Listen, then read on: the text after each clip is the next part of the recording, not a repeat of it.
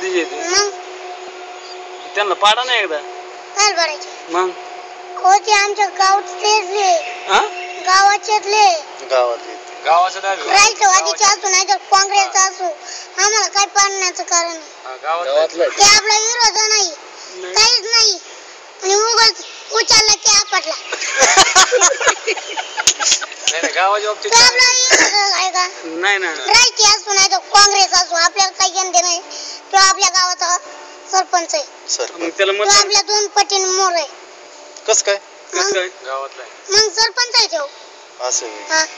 त्याला माग खेचायचं लय आवडे कस काय मग बबन दादा तर आमदार आहे हा आमदार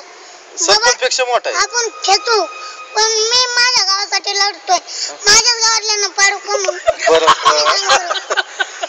माझ्या गावातल्याला का पाडू आता सरपंच तुला करायचं आहे गावचा हे दादांचं टार्गेट आहे आमच्या गावात उत्पन्न नाहीच मला आमच्या गावाचा रोड आणि ठीक करायचा सरपंच पद घेऊन करणार रोड पण आता ते जर कटळ नाही त्यांचं पद आपल्याला हिसकून घ्यायचं नाही ते मनाने म्हणलं पाहिजे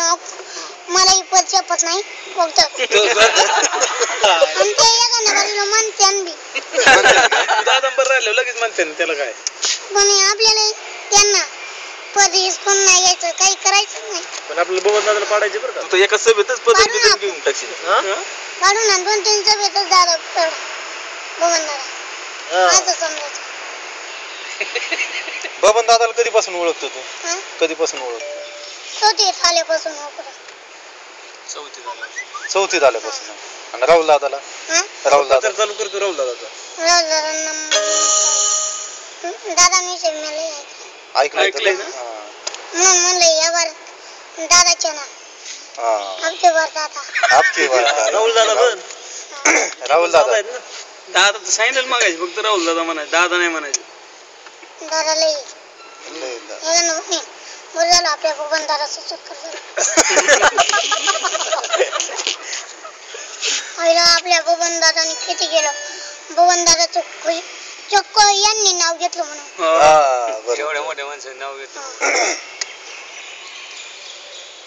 नाव घ्यायचं इथून पुढं राहुल दादा काय लोकसंख्या काय गाडी आहे ना सोडून कोणा संघ आला गारगावला शाळेला तिकडे काय त्याचं ब्रिलियंट मी जर टाकलेलं असतं तर मला घेता आलं असतं नसतं ना बरोबर